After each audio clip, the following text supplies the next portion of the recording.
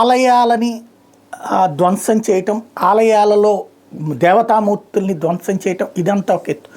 కొన్ని చోట్ల ఏం చేసుకొచ్చారంటే ఇతర ఏదైతే ముస్లిం రాజులు ఈ దేశం మీద దండయాత్రలు చేసినందులో కొన్ని చోట్ల ఏం చేశారు, కావాలని ఆలయంలోకి వెళ్ళాలంటే అక్కడ జరిగిన గొడవల సందర్భంగా ప్రాణాలు కోల్పోయినటువంటి ముస్లింలకు సంబంధించినటువంటి నాయకుడి యొక్క సమాధులను అక్కడ కట్టి అది దర్శించుకున్నాక, అంటే ముందు ఈ సమాధిని దర్శించుకున్నాక అక్కడికి వెళ్ళమన్నటువంటి కాన్సెప్టులు చెప్పుకొచ్చారు. అట్లాంటివే ఇప్పుడు దేశవ్యాప్తంగా హిందూ సంఘాలు రైట్ చేసేటటువంటి పాయింట్, అబ్బాయి అట్లాంటిది ఏమీ లేదని చెప్తుంది ముస్లిం సంఘాలు. అయితే కర్ణాటక హైకోర్టు ఇప్పుడు శివలింగ పూజకి అనుమతి ఇచ్చింది. ఎక్కడ? లాడ్లీ మషాక్ దర్గా దగ్గర.